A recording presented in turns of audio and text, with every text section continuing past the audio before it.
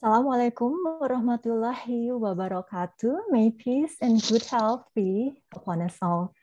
Good morning, dear colleagues, ladies and gentlemen. Welcome to BPK's 16th Accounting and Auditing Discussion Series, or AADS, a platform where we get to share and discuss among ourselves the knowledge and experiences in an accounting and auditing related matters in English. Today's topic for AADS is somewhat special. Why? I'm sure most of us have already seen this logo in our background. Well, this year, the Audit Board of the Republic of Indonesia, which is the international name of BPK, has the opportunity to be involved in the current national euphoria of G20 Indonesia Presidency 2022 through the establishment of Supreme Audit Institution 20. So what kind of food is this Sai 20? Very Indonesian ya. Makanan apa sih Sai 20 ini? Well, we will explore on that today. But before we continue, allow me to remind you to mute your microphones at all times unless you are invited to speak. If your device permits, we invite participants to use the virtual background. Also, please remember to fill in the attendance form through a link that will be provided in the chat box. Now, to commence today's program, I would like to firstly invite the Director of Public Relations and International Cooperation to say a few words. To Ms. Selvia Vivi Devianti, please.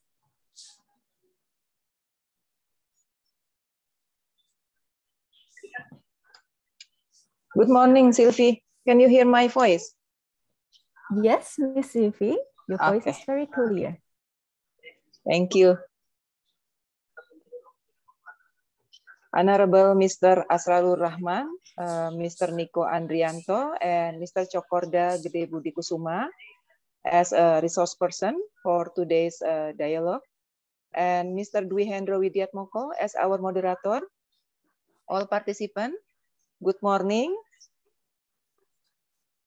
Good morning and a very happy morning. I hope you all have a very happy morning. First of all, I would like to welcome you all at the 16th Accounting and Auditing Discussion Series, or AADS, today.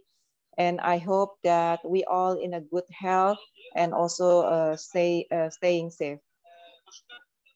On this opportunity, I would like to thank Mr. Asrarul Rahman, Mr. Niko Adrianto, and Mr. Cokorda Gede Budi Kusuma for their willingness to share experiences and knowledge about SAI 20 in today AADS. And for your information, our resource person today are also members of task force team who prepare the establishment of SAI 20. I would also like to thank, as always, to Mr. Dwi Hendro Widiatmoko for your tremendous support as our moderator in this program. And of course, to all participants who joined this program today.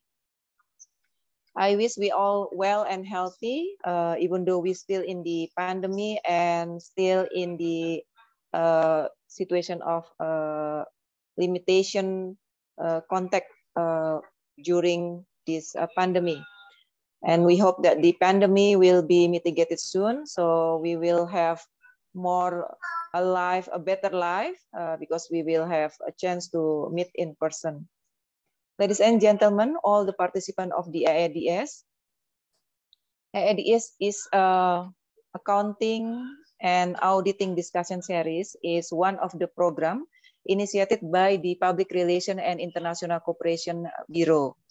And today is the 16th meeting of the accounting and auditing discussion series since we start in 2020 during the pandemic. And the objective of this discussion series is to improve, besides to improve the communication in English of all the BPK staff but also to be a forum to disseminate experiences, knowledge, best practices, and also lesson learned, which is gained from BPK's international activities.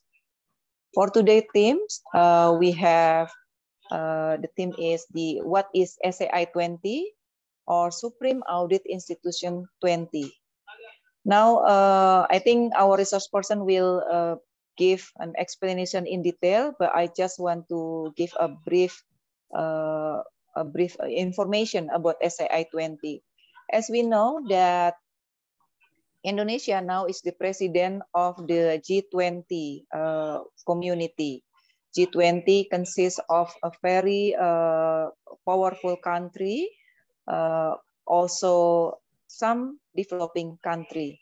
So this is a very good opportunity for Indonesia because at the moment we are the president of the G20, meaning we are marked the history of Indonesia as the first president of the G20.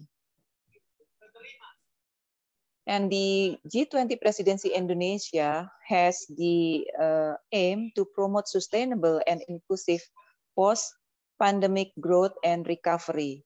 And this objective is relevant with our SAI 20 priority issues.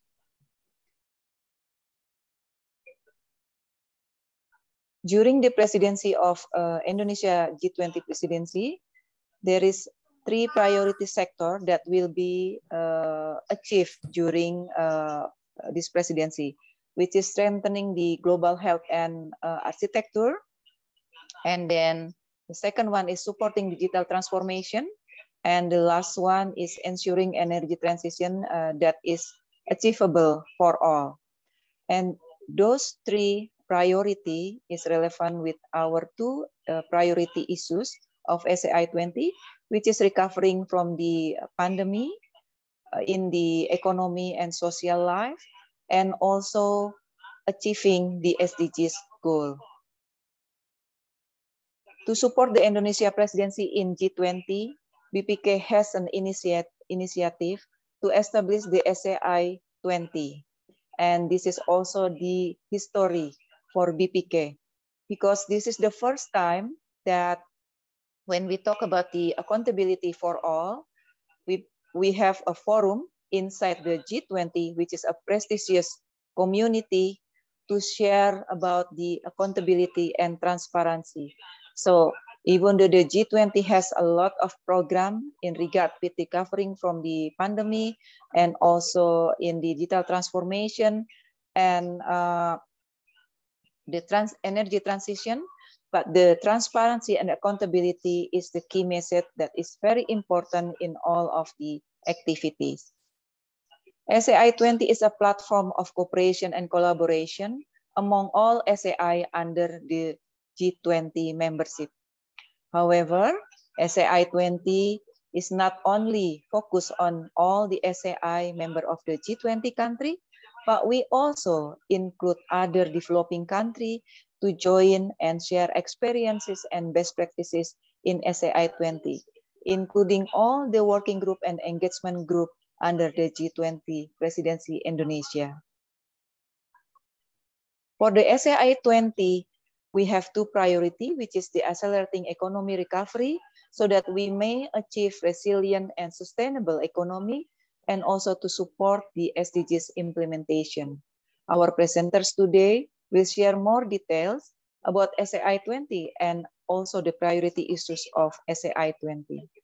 Ladies and gentlemen, all the participants of AADS, to gain benefit from this discussion, I encourage all participants to actively participate through today's discussion. Please don't be shy or don't be hesitant to give a lot of questions to our presenters because you are in a good hand. And also, I believe that through today's discussion, our SAI 20 will also benefit to gain more insight and concern from all the participants.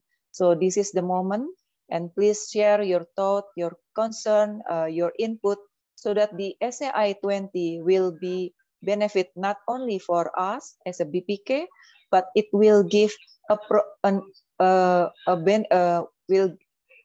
give a good input to all the activity of SAI 20. I hope we all always have a willingness to learn and an eagerness to add our knowledge in a various topic. Ladies and gentlemen, in closing, I hope that today's discussion will run fruitfully, full with a fresh idea and initiative, as well as enhance the capacity building not only for all the BPK staff and participants who attend the discussion today, but also will give an input to SAI 20 team force. Also, all the input will make this program better and give maximum benefit to all. I think that's all from me. Thank you, and I give it back to Sylvie. Thank you. Thank you, Ms. Vivi, for your encouraging words. Dear colleagues, ladies and gentlemen, we will now move to the main agenda, a presentation and discussion on what is SAI 20.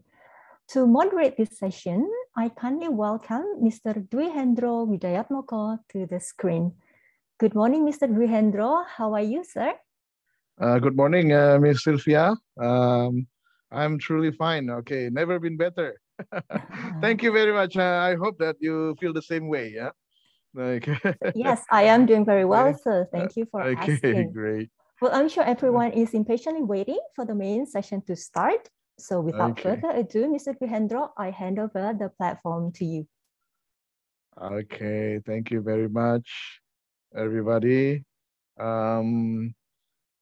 Okay, this is quite amazing, you know, since if I compare from the beginning that we start the session, like what Ibu Sylvie had, Ibu Fifi had explained earlier, that we commenced this forum in 2020 during the early phase of pandemic to facilitate the participants or the BPK staff to improve our communication capacity, especially in international languages, particularly in English. And we also got a fringe benefit, that is we had a kind of opportunity to support the dissemination of information, okay,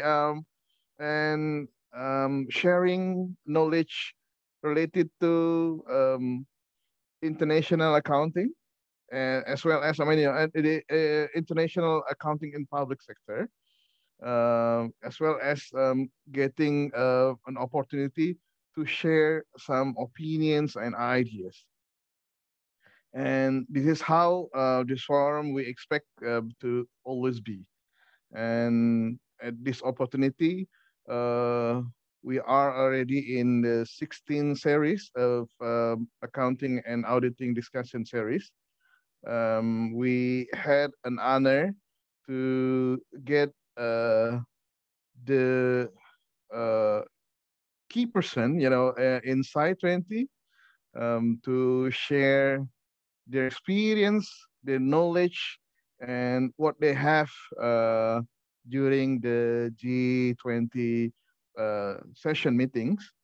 And it will, I hope it will help us to understand G20 and SAI 20 a lot better and a lot deeper, as well as it also gives us an opportunity to take a role, take a part in you know, supporting, as well as probably giving more inputs, because this is also our opportunity as the president of G20, which we had never had before, okay? And right now we already have what we call la crème de la crème, yeah?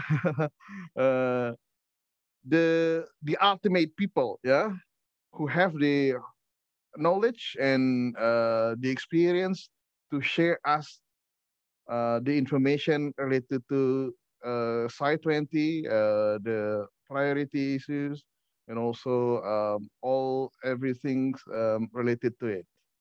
As usual, I would like to I would like to read you their resume.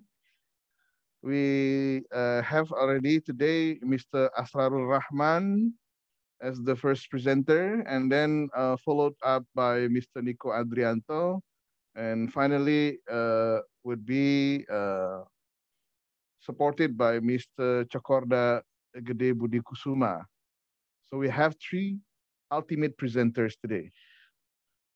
And let me introduce you one by one.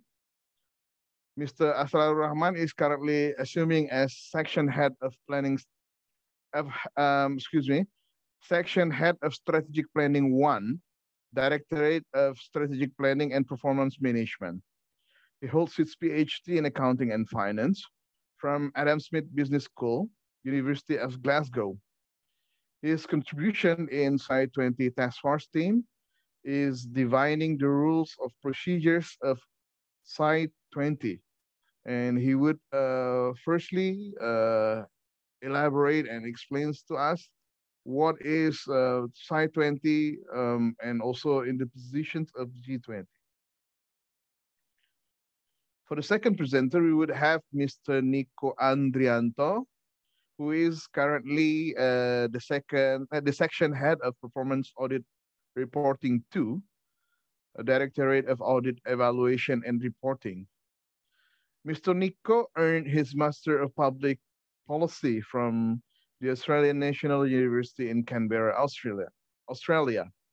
He joined Site 20 Task Force and is responsible for divining and exploring the priority issue 1 brought by Site 20, that is accelerating economic recovery. While Mr. Chakorda Gede Budi Kusuma, probably you are familiar with him because he's been our former presenters when we discussed about SDGs, and he would come back, to help us again, elaborating things related to priority issue 2. And he's currently the senior auditor from the Auditorate 7A. He has wide range of experiences on SDGs audit and involved in various international activities in INTOSAI. In Site 20 Task Force, his responsibility is to develop and explore the priority issue 2, which is supporting the SDGs. Okay.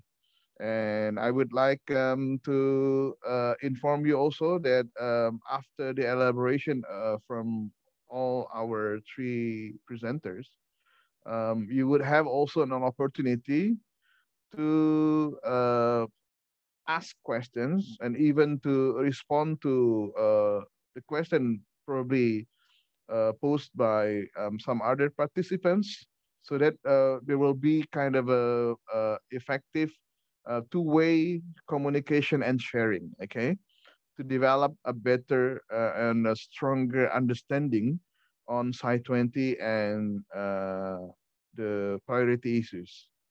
So in the first hand, I would like to request for anyone who intend to ask some questions, either to one of the presenters or just to anyone within this forum to respond.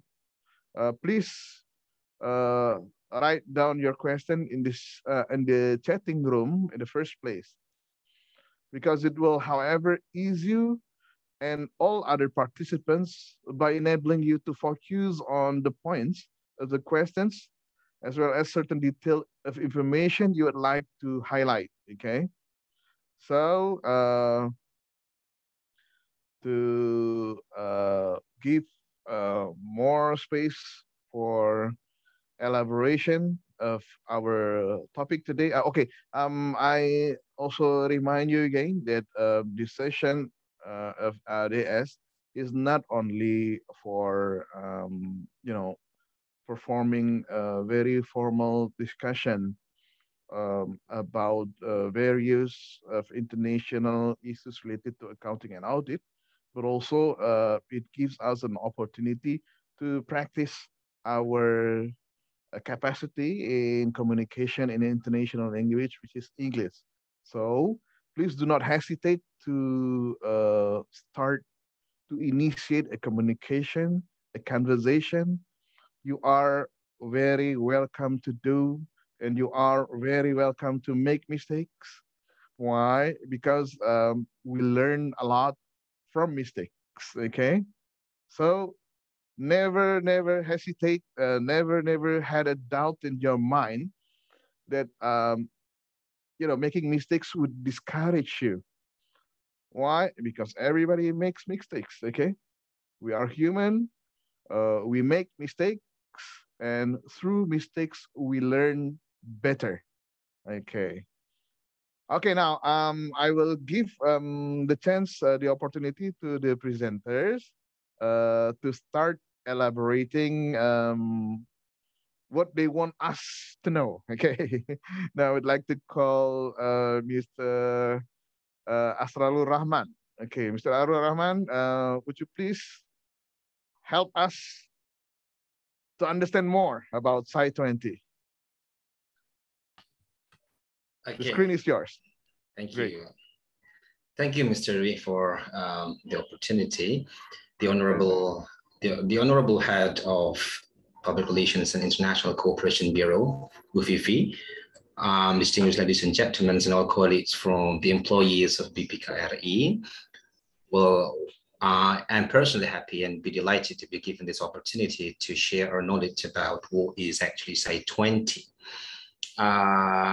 Let me just ask, okay, that is it.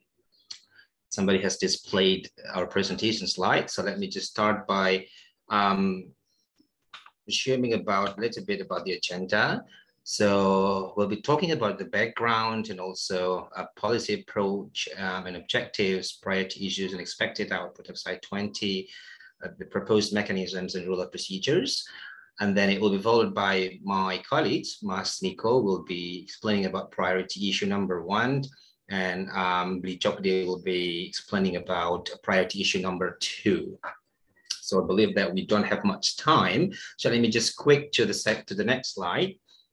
Well, ladies and gentlemen, you've probably heard from Ms. Vivi's speech about engagement groups and so on. Sci 20 as an engagement group. So let me just start with this slide, which gives you a broad idea about what is actually engagement group and where Sci 20 is actually located in the G20 community.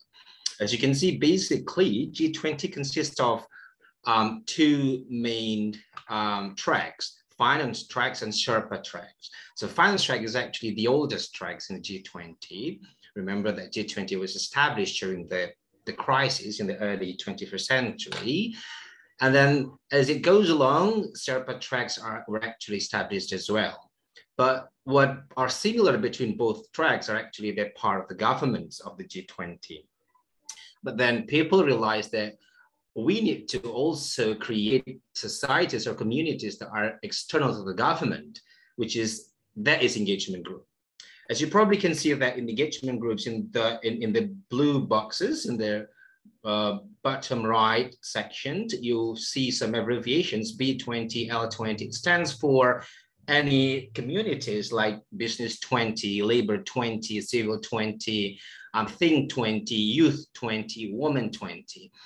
And then it comes P20 and Sci 20.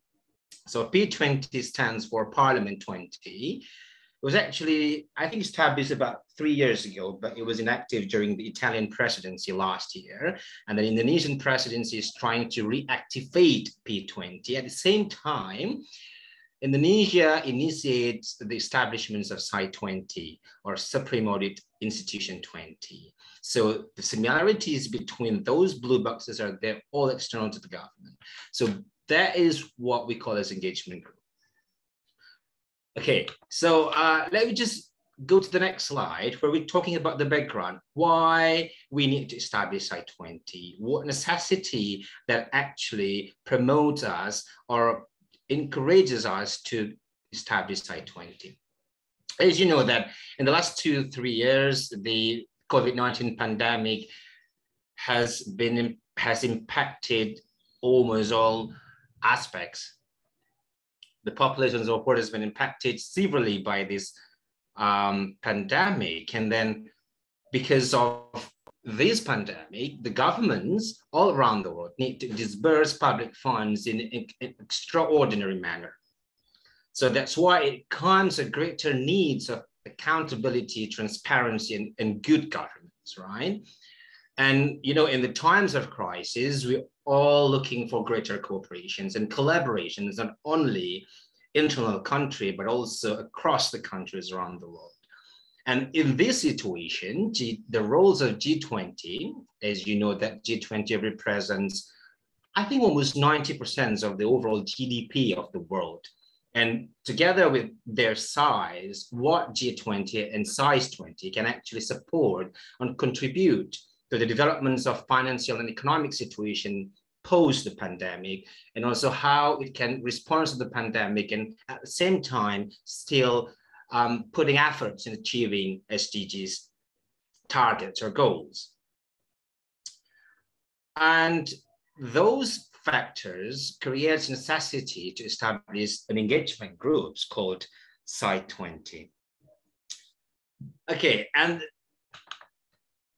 but then another question raised, what Sci-20 can do? Isn't there any types of international organizations that is similar to Sci-20? We got Intosci, we got other regional organizations like AraboSci, PASci, ASOSci, and everything. What makes Sci-20 quite important to be established while those organizations have existed previously? So go to the next slide, please. So what Sci-20 can do? So the first role that Sci-20 can do is actually contribute to the G20 leaders, right? The G20, which represent the 90% of the GDP of the world, certainly possess power. So when the size of those G20 member countries can contribute, can whisper to the G20 leaders about the importance of transparency, accountability, and good government during this pandemic, that will be a very good role. And also, the size of all the G20 country members can share their views, knowledge, and best practices about how they handle this pandemic. What are the challenges? How can you handle the pandemic, but at the same time maintain economic growth and probably recover from the pandemic, but then at the same time enhancing the implementations of SDGs. And also the Sci-20 can build global partnership with multi-stakeholders. This is a very important issue because let's say that we have Intosci, we have AraboSci, we have ASOSci, they're all a very good and perfect associations, organizations where all sides come together, sit together and talk about some issues. But then probably those sides do not really engage and embrace the civil societies external to them. So in the Sci-20, remember that Sci-20 is part of engagement groups. There are Youth 20, Women 20. So in this context, it is a really perfect example how SIs can also build partnerships and cooperations with all civil societies, external to the governments and external to the size of the G20 members. But of course, SIs have a variety of mandates, roles, and functions across the world. Yes, we do take into consideration that factors as well, but at least we do not stay back and being having nothing to do while this world is suffered and continuously fighting for the pandemic of COVID-19 to be ended. Next slide, please. And ladies and gentlemen, my colleagues, and what are the objectives actually? So we know about the necessity, and then we've already known about the roles and then the objectives. The SAI-20 is established to promote collaboration. And as you know, that SAI, according to the SAI maturity model, has three main roles, which is oversight, insight, and foresight. So SAI-20 really wants to echo, really wants to resonate what is actually SAIs can do throughout their roles in oversighting, insight, and foresight. Oversight, through the audits, insight through the deeper analysis, and foresight through provisions of future alternatives. So how those three roles can be offered to the governments, so the governments can foster the economic recovery post the pandemic. And then the second one is SAI-20 aims to develop a platform for strengthening SAI's role as the partner of the G20 member states. So this is a key word, ladies and gentlemen. It's about partnering. So SAI-20 in this community never stands its positions as auditors or as the overseers of the governments, but as the partners. We work hand in hand, shoulders to shoulders, to actually provide solutions over helps how this world can be better despite the strike of the pandemic. And then the policy approach that we're pursuing at the moment is we try to provide strategic, we try to be a strategic and constructive partner of the government. And also we are planning to exercise our objectives under two priority issues.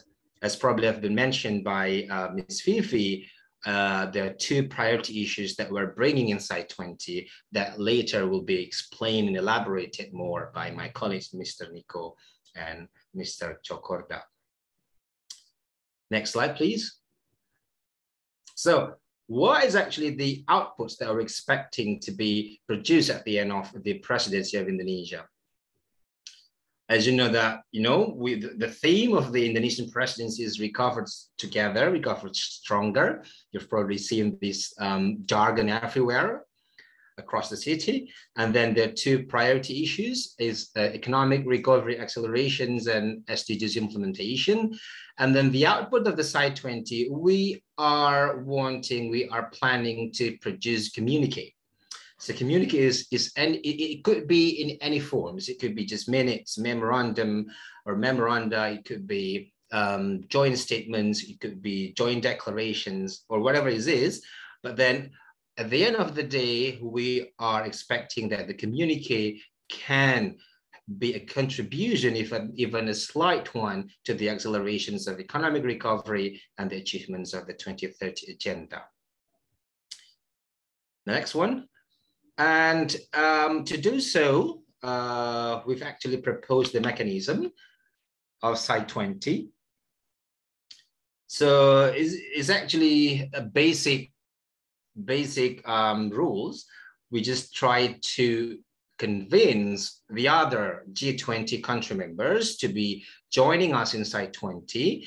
We believe that the functions of SAI-20 has to be fully under the guidance of G20. Remember that we're just one of the engagement groups. And then the members of the SAI-20 consist of every size of G20 member states, right?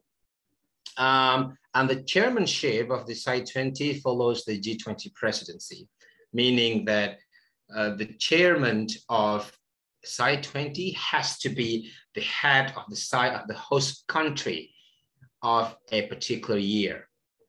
So if 2020 G20 is led by Indonesian government, then the chairman of the SAI-20 must be Indonesian Audit Board.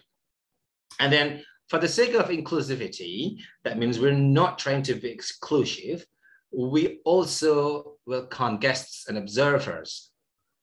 Could be permanent observers and guests as well. Well, they can follow, they can enjoy and listen to all events that have been set up by the SAI-20. Right. But this is just like a very generic mechanisms. In a community, we need to put it in more detail. So we try to translate the mechanism into what we call ROP, or rules of procedures.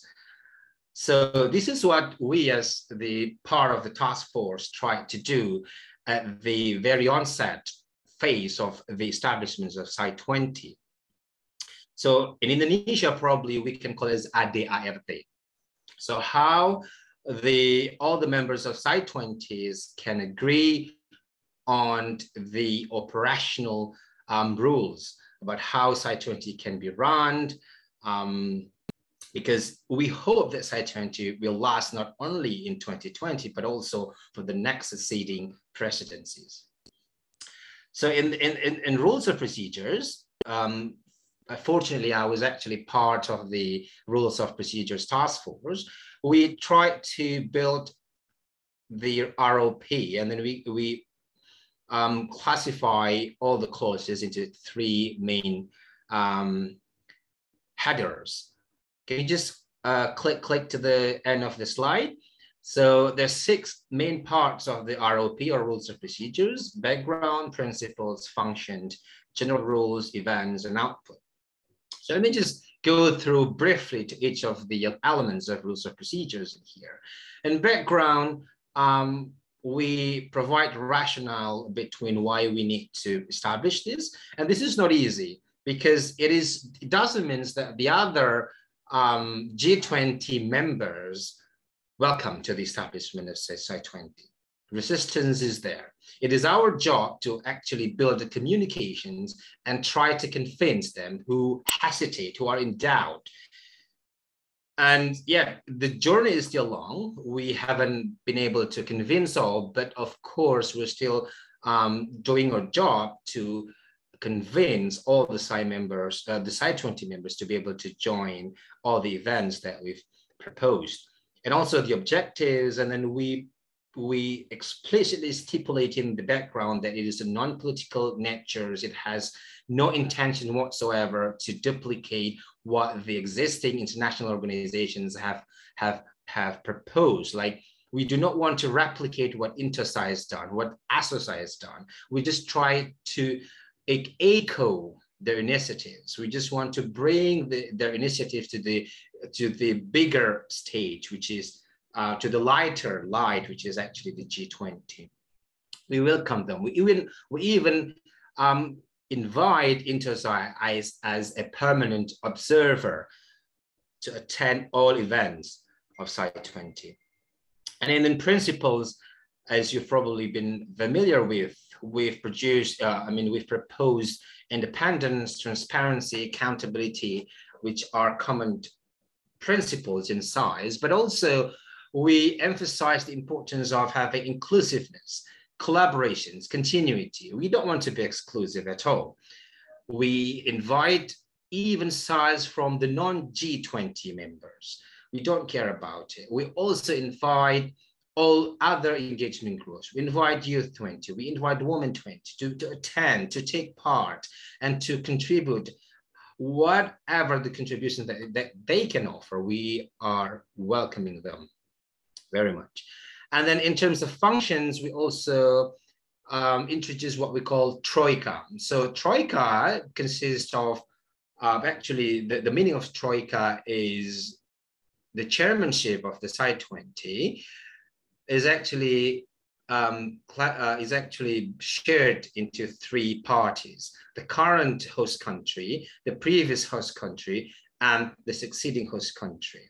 So, example, because this is 2020, the host country of G20 is Indonesia. So the chairman of the Site 20 is Indonesian Audit Board, but the co-chairmen are actually Italian Audit Board and Indian Audit Board. Italian is the previous and Indian is the successive one. So that is the principles of Troika, because we want to make sure that it's sustained. We want to make sure that India as the next host country will not stop it, will not halt and put the Site 20 into a dormant phase. We want to, it keeps going. And then we talk about membership, about chairmanships, and then observers and guests and everything, and the functions. And then in general rules, we're talking about scope and official languages. We welcome English for sure, but if some countries need to use any other United Nations languages to be applied, we welcome that as well. And then events, we also rules out about what kind of events that can be set, and then how we can govern them, and then what are delegations and who can chair delegations, and how consensus can be made during all the events. And the last one is output. So we want to make sure that the outputs have to be agreed by all of the Site 20 members. It has to be a voluntary and then full willingness from all the members to produce an output. And then we're talking about how the exposure draft can be circulated, and then how it should be followed up in the next presidencies. And other issues in the rules of procedures, we're talking about the variety of mandate across all sides. Remember that, yes, BPK is probably the most independent side, because we're actually external to the governments and to the parliaments, but in some countries, sides are probably parts of parliaments or even parts of the governments. And also we're talking about cross-cutting issues as well. So yes, we've held successfully a technical meeting at the end of January. We've presented these rules of procedures, but then we haven't got any agreements and common understandings on this. The process is still ongoing until we have senior official meeting and the summit in August, I think, if I'm not mistaken, this year. I think that's it from the rules of procedures, and a little bit of introductions about OSI 20. And then I'm inviting my next colleagues who's going to be explaining about the priority issue number 1, the accelerations of economic recovery. Please, Mr. Nico. Thank you, Mr. Asrarul Rahman. Mr. Asra has been stayed in London or United Kingdom for about 4 years. So the English, his speaking is like a native speaker. Very British, right? Yeah, British. Okay. Thank you, Mr. Dwi Hendro Widiatmoko, our beloved moderator in today's accounting and auditing discussion series. Ladies and gentlemen, BPK auditor and also management of BPK all around Indonesia in this meeting. It is a great honor for me to be able to share our experience to all of my colleagues in BPK regarding the establishment of SAI 20, especially related to priority issue 1, accelerating economic recovery. Hopefully, our meeting will have fruitful result, including from the discussion that will be held after March. Next slide, please. Okay. As we know, the COVID-19 pandemic has affected all countries in many aspects, including economic and fiscal. In response to this condition, the government in many countries have launched several policies and initiatives to handle the crisis. Many countries still struggling right now to get out of the pandemic. Moreover, the new variant of COVID-19 or Omicron causing the increasing number of infected people, which has been lower in the previous month. This could be a new challenge for the world. SAI have already started their engagement in addressing the COVID-19 pandemic. Their experience, of course, very valuable in identifying effective support systems from SAI to the government. During the crisis, SAI roles are very essential in supporting the government to avoid mismanagement and keep the accountability and transparency of public financial management. Realizing this significant role, each SAI and G20 countries should partner up with other stakeholders. They cannot do by themselves, but they should working together, including with the government and the parliament. SAI could also enhance public trust to the government and ensure that the government's action is relevant to citizens' interests. Next slide, please.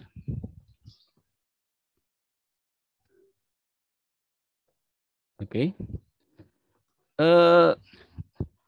Some international organization analysis stated that global economic recovery continues, but the momentum has weakened, hobbled by the pandemic, highly transmissible COVID-19 variant.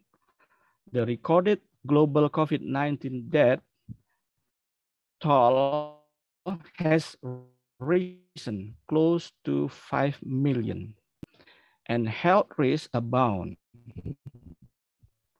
holding back full return. The global supply chains resulted in longer than expected supply disruptions and further feeding inflation in many countries. Overall, risks to economic prospects have increased and policy trade-offs have become more complex. World as to thinking deeper and more complex to overcome this problem or this bad situation. And then the pace of global economic recovery is expected to slow in the near term as recurring pandemic waves disrupt domestic activity. Supply bottleneck continue and policy support is gradually withdrawn. At the same time, the recent emergence of Omicron variant underscores how the further spread of COVID-19 and continued uneven access to vaccine could contribute to more persistent in the economic damage of the pandemic impact. The recovery is also at risk from more persistent supply disruptions, mounting inflationary pressures, financial stresses, climate-related disasters, and weaker than anticipated long-term growth drivers. In this context, SAI 20 recognizes that its members have a different relationship with their respective government. However, SAI 20 could initiate the collaborative action between SAI and the government in supporting the effort to recover the economy. Here, allow me to provide an example from our country or Indonesia. Our government has issued several policies and regulations for handling the COVID-19 pandemic and struggling economic recovery due to the COVID-19 pandemic. The government also forming the task force for the acceleration of handling COVID-19 while struggling in the beginning, we know, intended to respond to the COVID-19 pandemic quickly, precisely, focused, integrated, and synergies among ministries or agencies and also local governments. Furthermore, budget refocusing and reallocation and the crisis situation business process intended to recover the economy from the slowdown process, while in the same time, state revenue is decreasing and state spending and financing is increasing. Coordinated and holistic government efforts are needed to save health and national economy from collapsing. As a consequence, the government is focusing effort on health, social safety nets, and economic recovery spending, including for business and affected communities. In response to this condition, BPK, our institution, our beloved institution, has conducted financial audit, performance audit, and compliance audit comprehensively to assure the accountability and transparency of government healthcare program and also national economic recovery effort. Even though in future, this effort could be passed toward more coherent and coordinated policy perspective, utilizing insight and strategic foresight function of BPK as an SAI. Next slide, please.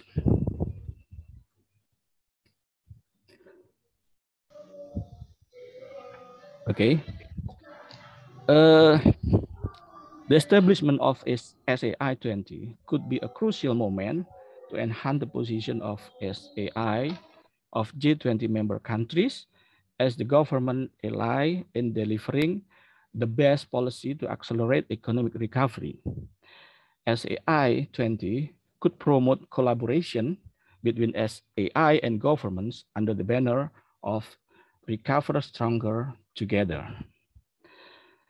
Recognizing the significant role of G20 in the global fora, SAI could convince each government to promote global health cooperation and prepare better global health architecture to ensure better equality in the health sector, such as by initiate cooperation between G20 member countries to fulfill the supply set of COVID-19 vaccine to minimize what we call vaccine divide, under the spirit of solidarity, equality, justice, and transparency.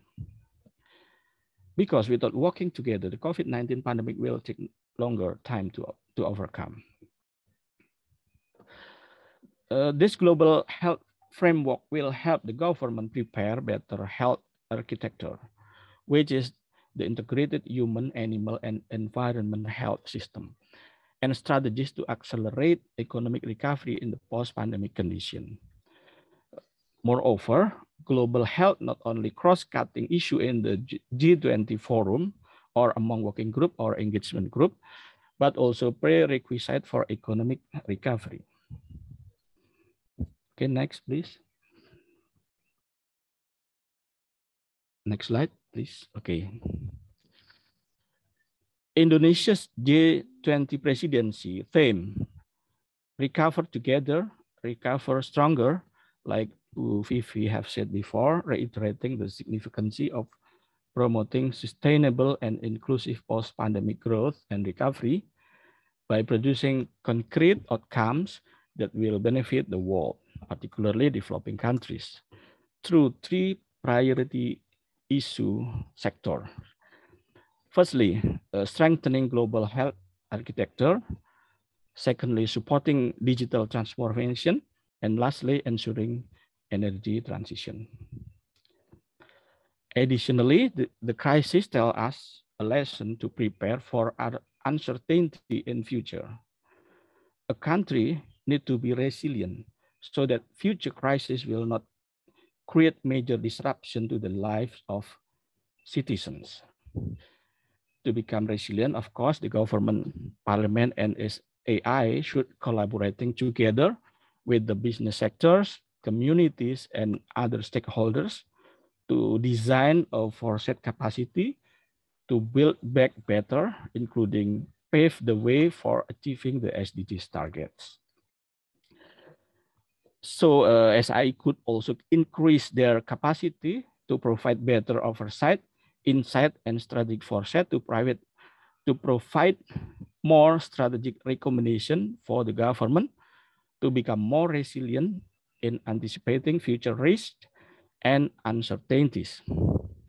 SAI 20 will be becoming an ideal forum for SAI of G20 member countries to share their knowledge, experiences, voicing out to other SAI outside the G20 country, and also echoing the concern of other international working group and initiative, since G20 has strategic position and have strong influence in the global economy and politics.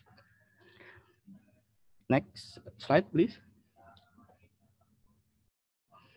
Okay, I think it is the last slide. Here is just an example of translating SAI commitment, rules, and recommendation into the action. by initiating closer and tighter cooperation. Hopefully, SAI 20 will have significant role in overcoming economic crisis as an impact of COVID-19 pandemic. We can see the detail of the explanation in this slide. For example, how to enhance the stakeholders' collaboration in achieving post-COVID-19 recovery effort. We have an example, a valuable example in formulating strategic foresight, and then identify key trends and challenges, and also synergize cross-sectional and regional development. And also about a global health architecture. It means integrated human, animal, and environment health. We have been conducted a thematic performance audit or SDGs audit that has been touched this issue. So the recommendation from the BPK is quite in the higher level than only in administrative level. So it's touched the policy, or we call it insight. And then also related to the SAI roles about the fostering and participating global health cooperation, including global supply chain, and to ensure global health equality and accelerate economic recovery. BPK also have BPK performance audit in 2021 regarding the Indonesian government vaccination program. So because the importance of the program, so we can imagine if one country cannot access the source of vaccine, it can be a disastrous for the country. Hope Indonesia have a good chance because we have a good effort to get the vaccine. But if we can imagine African country or sub-Saharan country that very limited access to the vaccine, COVID-19 will becoming disastrous for them. So the international cooperation in providing vaccine is a significant issue in this context. And also, according to SAI, with oversight, insight, and strategic foresight capacity, what should the government to become more resilient and anticipating future risks and uncertainties? I think if we monitor or read the strategic foresight released by BPK last year, some recommendation presented by the strategic foresight to the government. It is related to healthcare reform, and then tax reform and fiscal continuity, government vision and leadership, digital transformation and data management, and human resource quality. So it is quite a comprehensive analysis. So the result or the recommendation presented in the strategic foresight is very complete. Can be guide the government to go to the right direction to overcome the challenge. We call it COVID-19 pandemic today. This is the end of my presentation. Thank you very much for your attention. I would like to return the session to the moderator, Mr. Dwi Hendro. Thank you. Okay, thank you very much, Mr. Nico Andrianto. Okay, Mr. Nico is also well known to be publishing several articles, research articles in government journal, and he's been also publishing several books, which is also correlated to accounting and financial management of public sector. Okay, thank you very much, Mr. Nico. It was kind of a very complete and comprehensive elaboration. And I myself had a lot of things to ask, so it really triggered my curiosity on this institution, what you call the engagement group of Site 20. And I believe that for all participants, they have, uh, some things want to explode, and then they want to would like to take parts, in the the running of this Site 20. And I think this is your great opportunity, that in the beginning of the establishment of the Site 20, and you now meet those key people. Now, please bring it out, okay? Your ideas, your opinions, and probably some something that you would like this organization or this engagement group to carry out. So we still have, anyway, one more part presenters, Mr. Chokorda, and Mr. Chokorda is about to deliver the explanation on I think, the second priority issue, that is SDGs. So we would like to call Mr. Chokorda.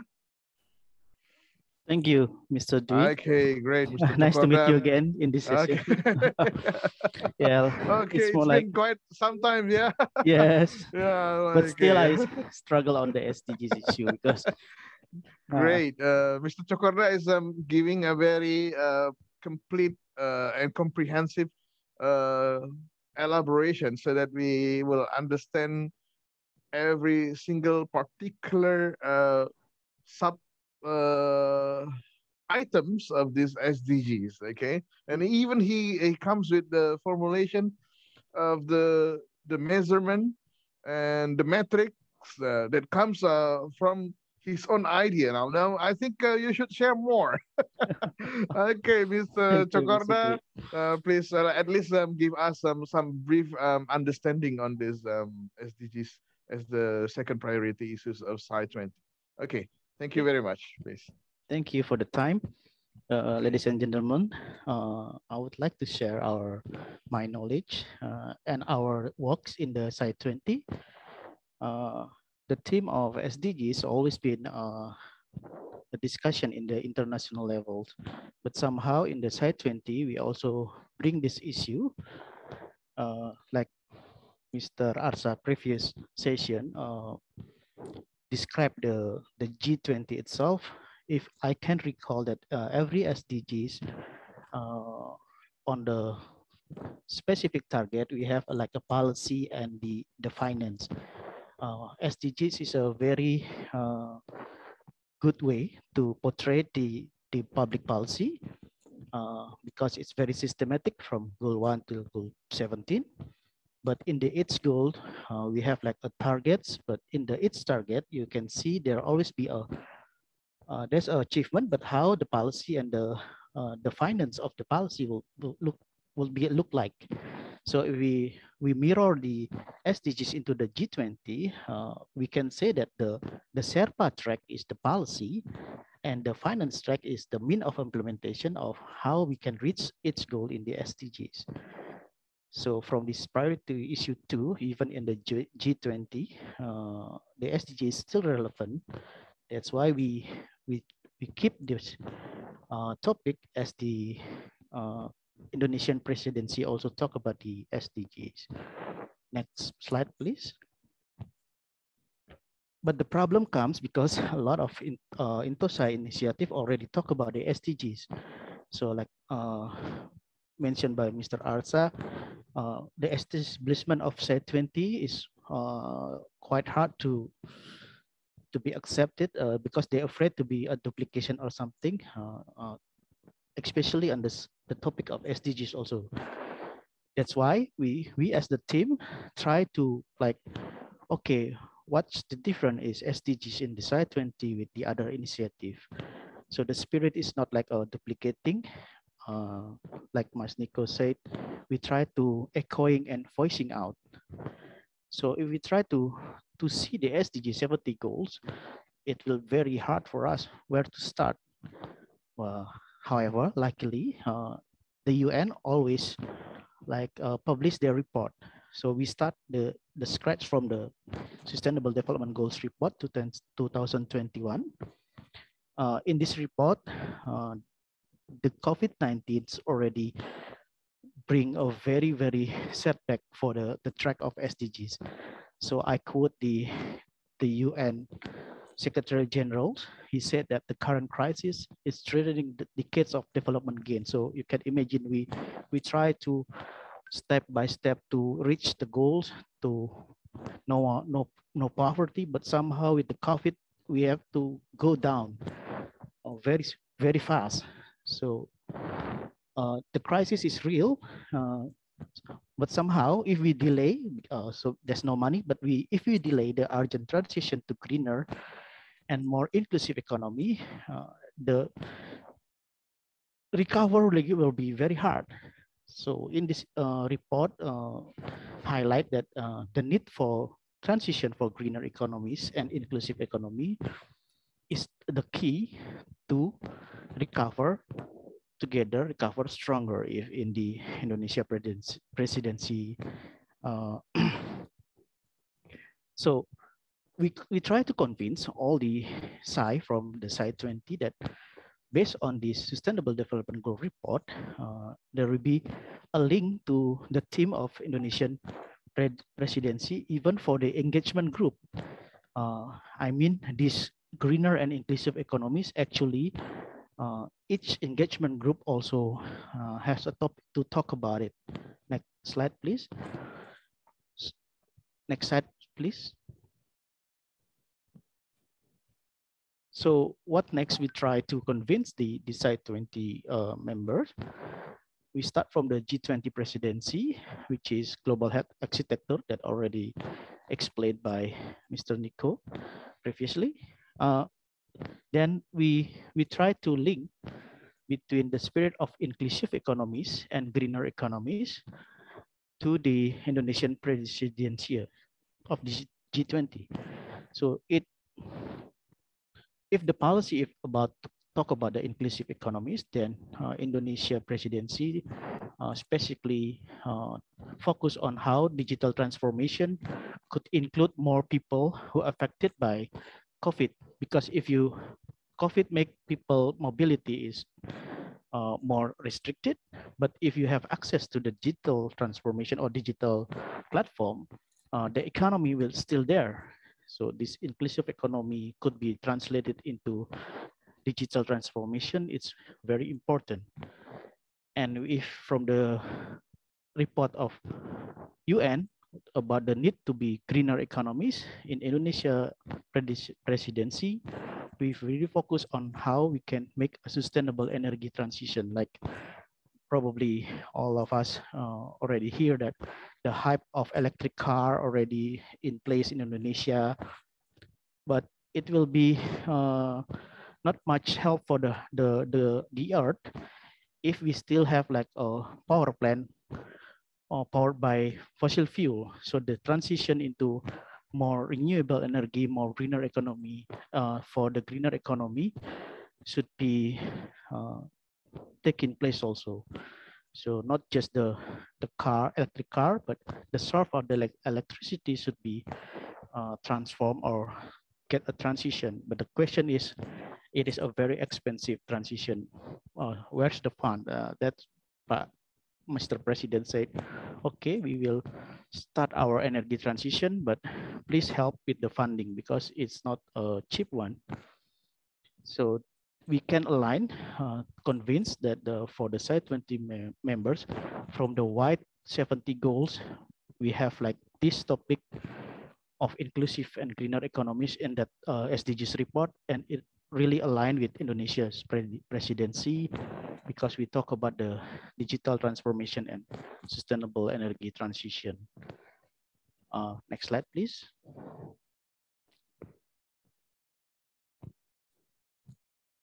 And this also what we try to convince them about the topic.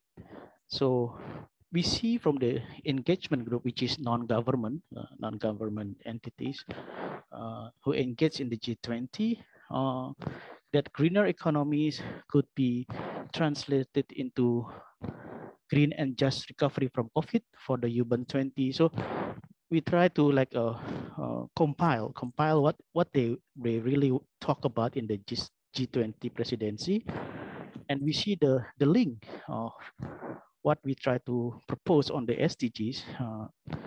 So the spirit for the Z20 on this SDG issue, we will focus on, if we talk about the greener economy, then we need to involve in the transparency and accountability of the greener economy. Why? Because when you say greener economy, there should be a measurement, the accountability, how you say greener. Nowadays in our system, we talk about the carbon tax, like already emission tax and everything. But if you don't have any transparency and accountability, because usually the greener technology more money that you need to spend. But if we cannot have accountability how much CO2 emission actually we reduce, it will be a problem. What we try in here is there any transparency and accountability when there's a transition toward the greener economies? In the topic of inclusive economies, we also like a mapping from the other engagement group. But we need to focus on ensuring that no one left behind because caused by digital divide. In the UN report, it says that digital transformation actually make the economy survive in the COVID era, but somehow there's the other side. You can imagine if there's a citizen actually don't have any access to the internet, they will be left behind. Every day we see that our child have to be forced to study online. But you can imagine if there's one country actually the coverage of internet only 50%, it means like automatically 50% of the children already excluded. It means that digital divide is a new inequality issue in the world. So there's a economic Gini ratio on inequality issue. There is in the poor, gender inequality. Nowadays, with the transform of the economy, there's the risk of digital divide that could make someone who have access to the internet will be much more richer or much more prosper, while the other who don't have the access to the internet will be left behind. So these two topics we try to convince for the Z20 members. Next slide, please. And to ensure them that there's no duplication, we try to mapping also with the initiative of Intersite community, what already done by Intersite community, like greener economy. There's a ESG framework issue. Saya Rusia on the working group on key national indicator of sustainable development. It will be a very interesting topic because, like I said, if there is no subject information for the greener economy, how we can audit?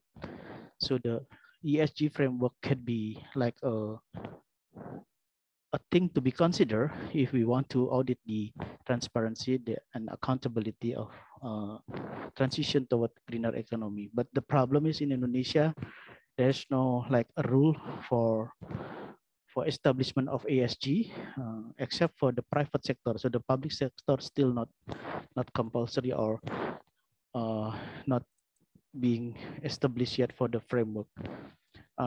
For the echoing and voicing out of the initiative of Intersite community, in this debate also some of the participants in the technical meeting warned about there will be a possibility to duplication of initiative on SDGs audit, but somehow we can manage that because in the Z20 we do not have intention to build a capacity building. It's just a forum, a very great forum. Why? Because G20 is 80% of world economies together. So we can voicing out and echoing what already done by the Intosai community.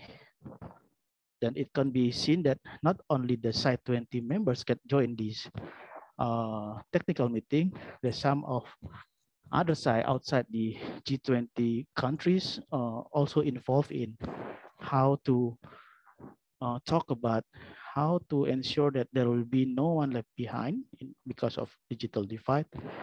And also, is it possible for SDGs framework to be established for the transparency and accountability of position of the toward greener economies?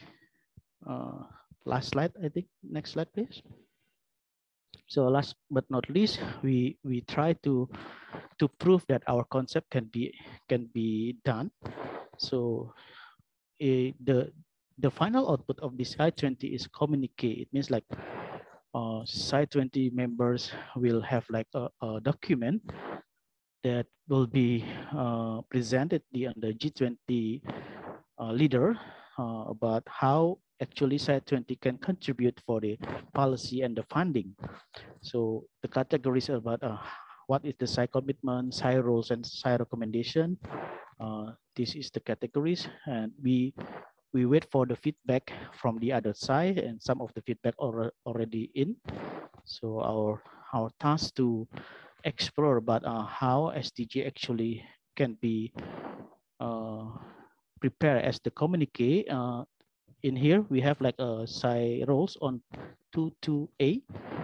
So what are the rules of SAI to promote transparency and accountability of non-financial information? So you can imagine that we start from the financial, but somehow now the trend is financial information is not enough. Even in the accounting principle, they start shifting to complement with the non-financial information. So the trend of a ESG framework actually on the rise. So we try to capture whether this ESG framework can be as a start for auditing the transparency, accountability of non-financial information.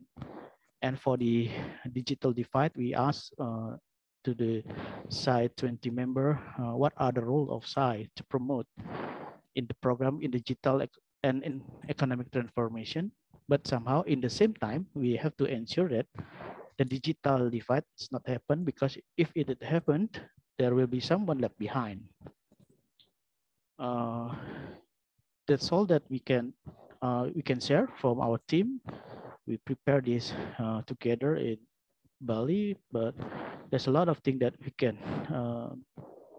furnish more, because the next senior official meeting to make the draft of the communique. So in this forum, I also encourage all the participants to give ideas like Pak we said, or question and all. We will be glad to hear from you all. Next slide. Thank you very much. I give the screen to Mr. Dwi. Thank you, Mr. Dwi. Okay, thank you very much, Mr. Chokorda. And we had already a very complete presentation. Firstly, from Mr.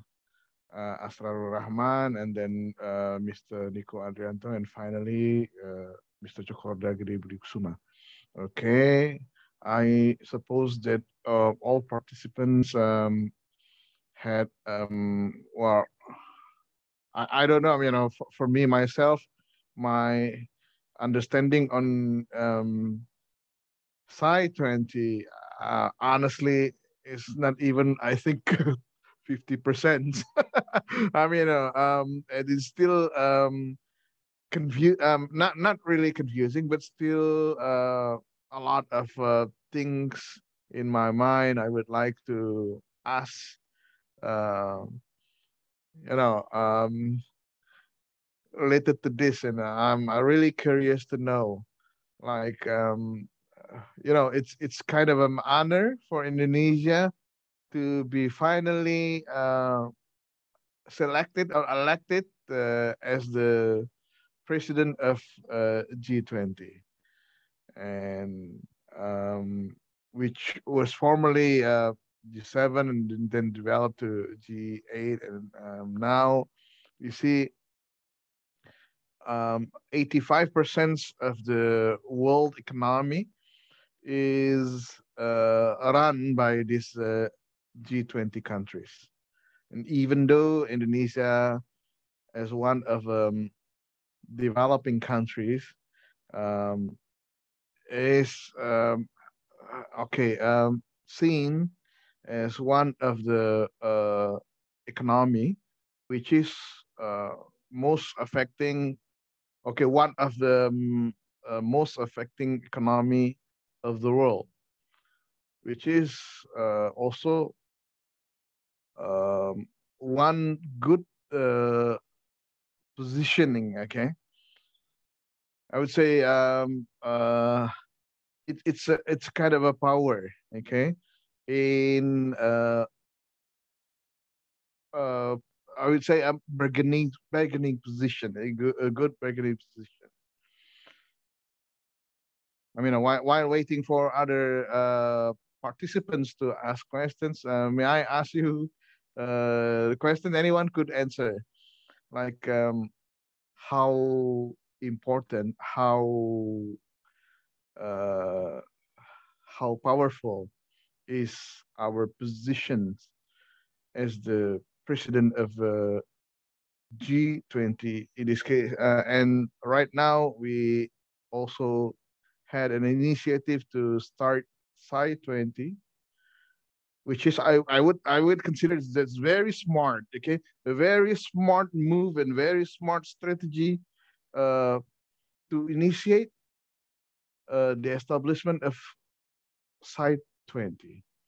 Why? Because behind all of those plan, we have many other engagement groups like Women 20, Think 20, Civil 20, and right now as Sci 20 is also initiated by Indonesia, and then the presidency of the Sci 20 is also belonging to Indonesia, which is coherent to the presidency of G20 itself.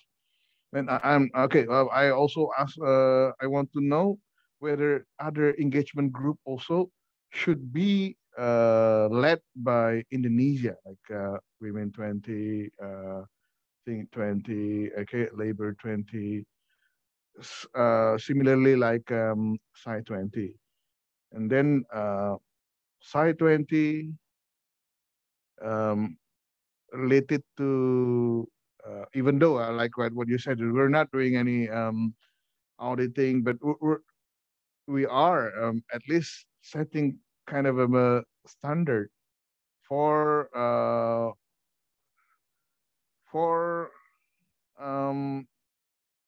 setting the rule, a policy on how to evaluate, how to declare the what we call this the decentness of financial management or financial transparency, accountability among these G20 member countries, and which is a very strategic position. But then, how far do you think it would help Indonesia in the world's negotiation? Well, take an example. For example, we're having an opportunity to become international auditor for some international organizations. How far Sci 20 could help in such mechanism? I know this is we are in the beginning, but at least everybody had ideas like how would it be? At the end, like we would like to see how far it should go.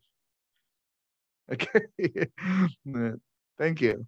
And anyone would like to?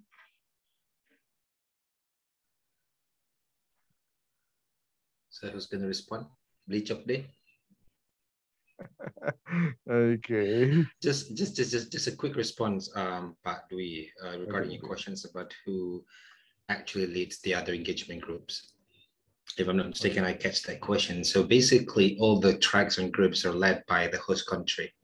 So all engagement groups, Y20, W20, once the presidency is transferred from Italy to Indonesia, that means all those groups are now led by Indonesian end.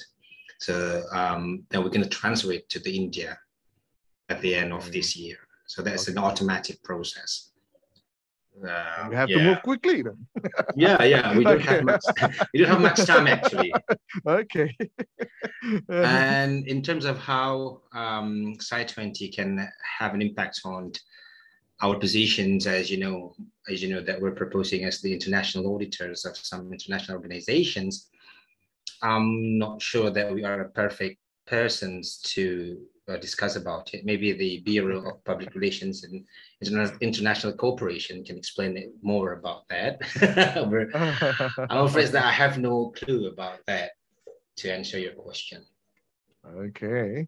I'm not sure if probably Blichokdi or Mas Nico have answers for that. I will try to respond the concern from the moderator. Okay. Actually, G20 as the continuation of G7 and G8 and etc. is the answer for the global crisis that occurred in the time. So, for example, if we remember in 1998, we have a Asian financial crisis. So, to solve this problem, that the impacts is not only in one country but in many region or even in the global sphere. So it should be overcome by many countries around the world. And then we also think maybe remember about the European economic crisis and also subprime mortgage or something like that. So, and today's is very relevant. COVID-19 occurred when Indonesia is becoming a presidency of this international cooperation, and it will have a great impact because like Mas Asra said before, it cover about 75% population in the world. Even it is only 20 countries, and 80% of the GDP is turned around in this international cooperation. And then SAI 20 is very strategic because like we know last year we have a strategic foresight. It is the first foresight produced by BPK. It becoming like a siren or for the government to thinking more holistically and more coherent or something like that. So the problem cannot be done by themselves, by the silo ministries or something like that. Every variable in this country should join working together to solve our problem. And this experience, I think, can be duplicated, and sharing knowledge is very important with other SI in the 20 G20 member countries. I think maybe it is my quick response also. Thank you. Okay, thank you very much. Okay,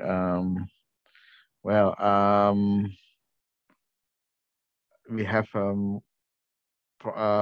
participants asking questions. I think it would be good to discuss what would be the concern of the participants. Let's see, Mr. Esron Simamora. Mr. Esron, okay, thank you very much for writing down your questions. Would you like to ask your question to the presenters yourself, Mr. Esron? Thank you, Mr. Suhendro. Okay, please, you can I ask your have a little question. question for Mr. Cokorda, maybe. Can SAI 20 task force involve this issue? I mean, about SDGs Desa that implemented by Kementerian Desa since 2020. Thank you. Okay. Would you like to answer that directly, Mr. Cokorda? Okay, thank you, Mr. Esron, for the concern. Thank you, Pak Dwi. Yeah, it's quite interesting with the SDGs Desa actually. Maybe in my opinion, right, Mr. Esron, Indonesia is very great example of how actually one country can implement SDGs, but somehow we still lack of coordination. Like I said, even Bappenas not includes the SDGs in the Kemendesa. It means like because each silo position, they don't want to hear from each other. But if the spirit from the SDGs from the toward 2030, actually we are enough discussion at the higher level. Now time for action. So you can imagine if we, as the SAI, BPK, can focus on SDGs Desa, because it actually, the implementation of SDGs in the very, very local level, even directly to the citizen, it will be a very great, what we call a resource. Even if we can an audit, you can imagine from the top level of budget, you can see the implementation in the smallest form of the government, which is desa in Indonesia. It will be very interesting, but somehow in the VNR 2020, it's still not being said, because I think in that 2020, the VNR focus on how we promote that there's a financing issue on the SDGs, the creative financing in this VNR. But for the next VNR, because the cycle is been now 2 years, so I think in 2023 it will be very great if BPK also focus on what we found in the implementation of SDGs Desa, because I believe the fund is also not small. I mean, for each village, they continue have like a million, I don't know, sometime. So it will very good for us in preparing the VNR 2003. Probably this SDGs Desa should be what we call it share to the world, how actually the very high level of policy can be implemented in the SDGs Desa. One particular is very good gimmick, or what the marketing of SDG Desa. We added one goals, which is goal 18. Is Mr. Esron can elaborate that in the SDGs Desa, actually we believe that its location have their very, very specific need. So it's local wisdom, what we say. So SDGs number 18 talk about the local wisdom. So very great example of how even the global policy framework, like I say, I believe that SDGs is very global policy framework, but most of people will ask, oh, that's just a very high policy. It will cannot be done in the lower level. But if we can elaborate, but there's an SDGs Desa in Indonesia, even added one local wisdom as one goal. very interesting how BPK can comment on this program on next VNR. Thank you, Mr. Esron. You very have a good focus on the SDGs. The next challenge will be, I believe, we should talk about the implementation of SDGs in DESA. That's my comment, Mr. B. Hope it will answer Mr. Esron's concern. Okay, great. What was that? Mr. Esron, you would like to respond? Thank you. That's enough, Mr. Dwi Hendro. Okay, great. Okay, glad to know that. Okay, well, maybe I don't know whether we do have sufficient time, but maybe in a very short brief, the key people from Site 20 we have like what I told you, like what I call as creme de la creme, you know, Mr. Asra, Mr. Nico, Mr. Chokorda. Maybe you would like to at least give kind of an insight, okay? Maybe something very practical and a very maybe a little pragmatical, like what would be an opportunity for us, the participants, particularly the BPK staff who are now attending this session, like the existence of this Site 20. Does it give a slight benefits and opportunity for us, particularly in a very short period of Indonesian presidency until the end of this year? That like Mr. Asra said, it would be handed over to India. Now, as long as we are in this position, with understanding that the other engagement groups would also be, well, at least now belonging to Indonesians leadership. Is there any opportunity for us as Indonesian citizens, as the BPK employees? Is there any particular opportunity that we can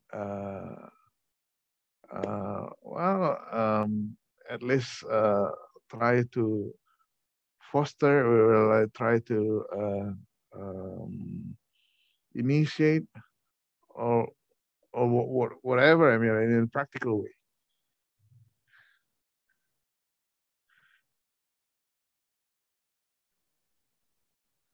Okay. Well, okay. Maybe if you don't, if you there's a question in the chat room. Okay. Okay. There's another question. Yes, from Miss Putri Kendria. Okay, Miss Putri.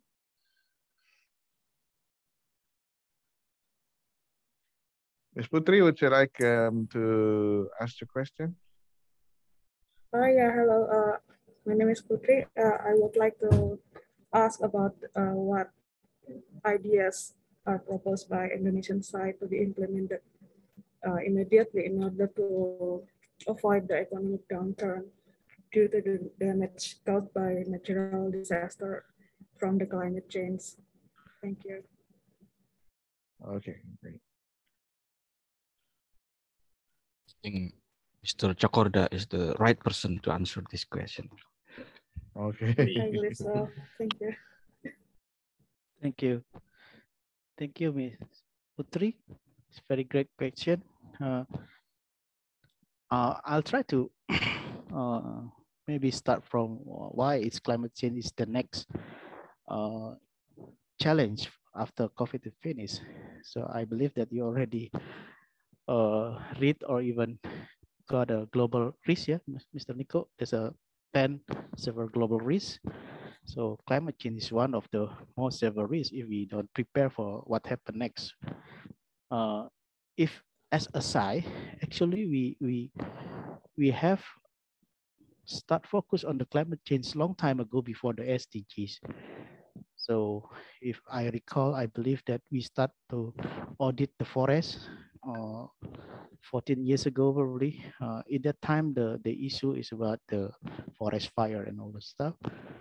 But nowadays, the climate change issue is not too sexy anymore because it actually, like Mr. Jokowi said, if you can say anything, but if you don't do it, it will be nothing to be done.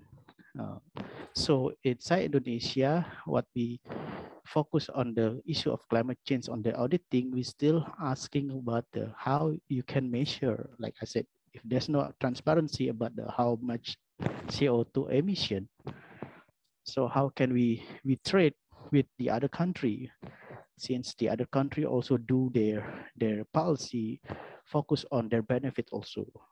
So it is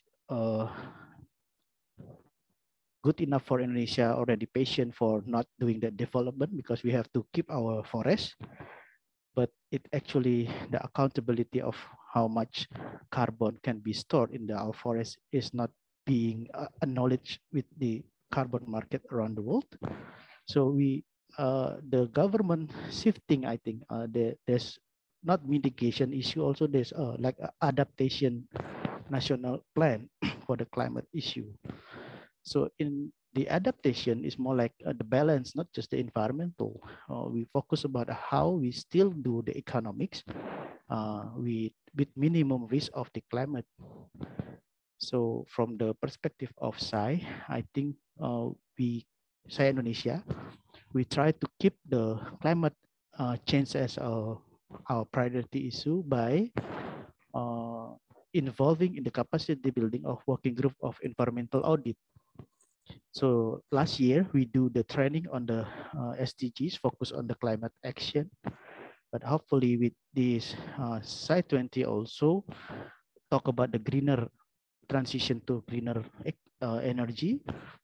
So we can establish like a training on the climate action, focus on the energy transition. So if I said even from 14 years long we doing the climate change, the main problem still on very hard for us to measure the accountability of the CO2 emission in Indonesia because the market is not there. If in the Europe they have a very good way to measure, even to monetize the emission, carbon CO2 emission. But I see hope in Indonesia because actually I think this year the finance minister start ratified establishment of carbon tax. It means you can actually monetize in terms of tax, right? So hopefully the coming years there will be more tools for us as the auditor to measure. I mean, the subject information is there, so we can do more. From now, we just create like a capacity building to still follow the issue of the climate, which is every year we hope that we can do the SDGs training in Bali. I think should be if there's no COVID. But last year we do it online, and the topic is about climate change, auditing the climate change. That's all that I can comment. Sutri, hopefully it helped. Yeah, I think it's a step from the PDK to solve the problem. Thank you.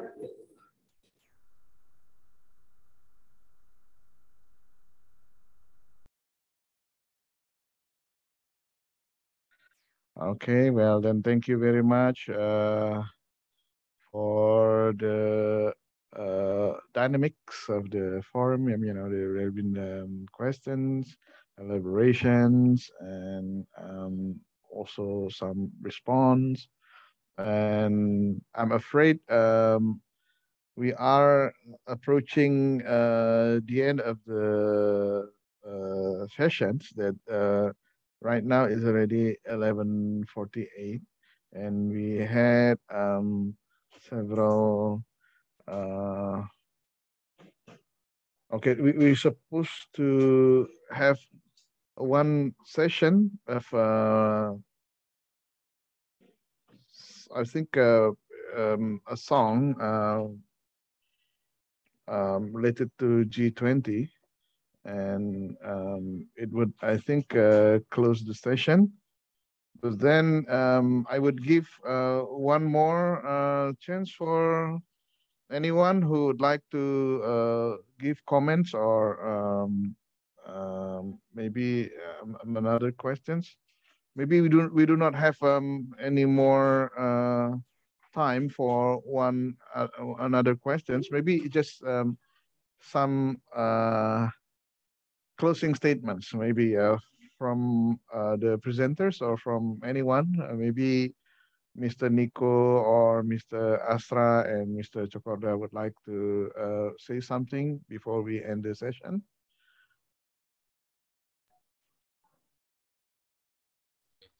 Maybe I am first. Okay, great. Okay, thank you. I think it is a great opportunity for us to joining this task force to make or to develop an engagement group named S&T, because even though Indonesia only Indonesian presidency only for 1 year, if this initiative can be done finally in the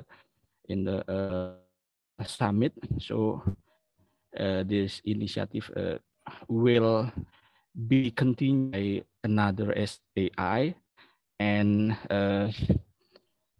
this historic moment is will be our SI to be the initiator of this SAI organization. And then it is very strategic. Why? Because as a president of G20, Indonesia can setting the agenda. So what should be discussed or negotiated between G20 member countries, Indonesia have a right to setting the agenda. So it is the answer of our country to solve the problem in the world. And I think as a BPK auditor, hopefully you all, my colleagues in BPK, can also joining this like team, because and the next time will be many opportunity for us to join this good team to solve the problem in our country and also in our world. Thank you. Okay, and be part of the world history. Yeah, you are part of the history of the world. I mean, G20 and Sci20, that you are the founders, you're the founding fathers, and it's really something to be proud of, and as Indonesians, yeah.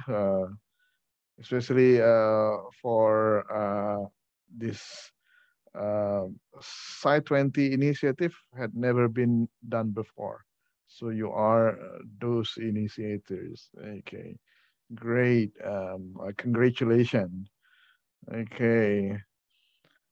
Well, Mr. Asra and Mr. Chokoda, do you want to say something before we end the session?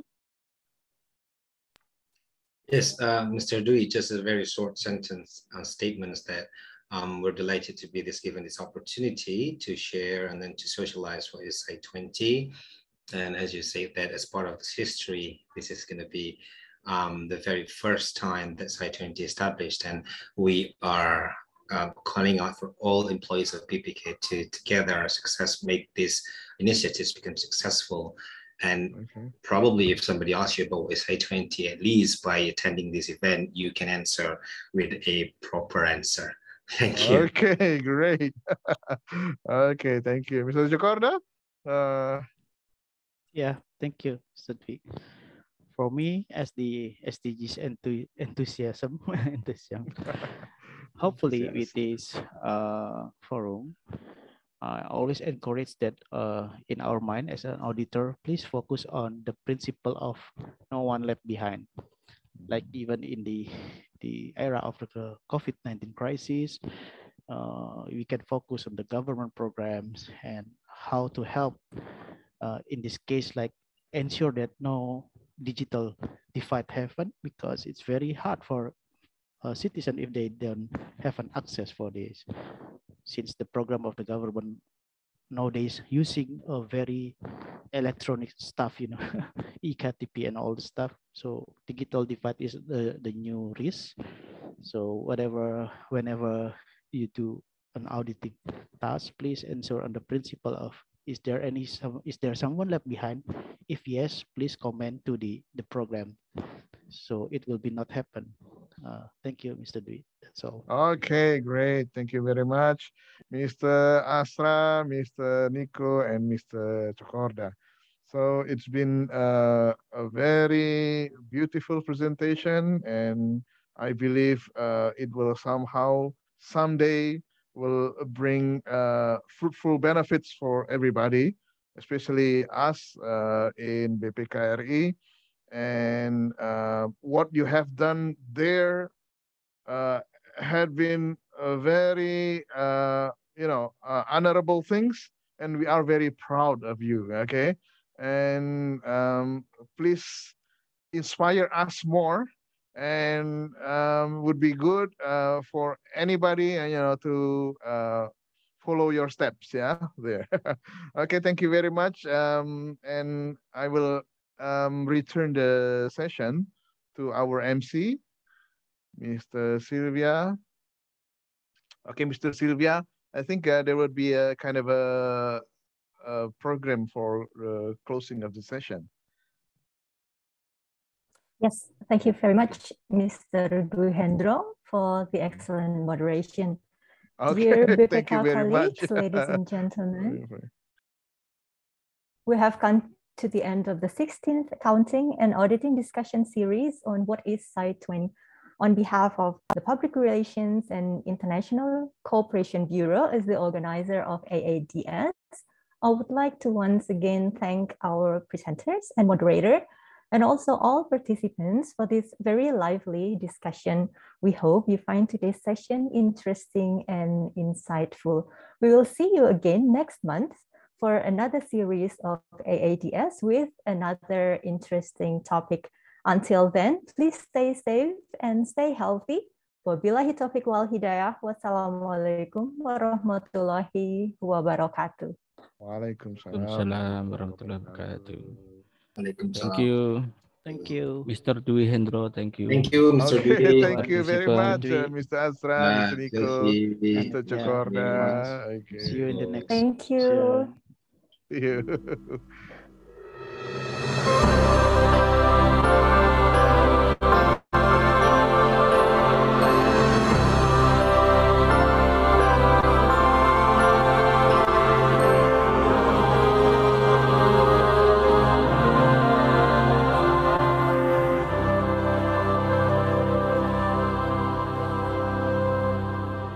People of the world, we are in jeopardy, striving times to act in solidarity. Our wish to heal the world, we shall do whatever must be done.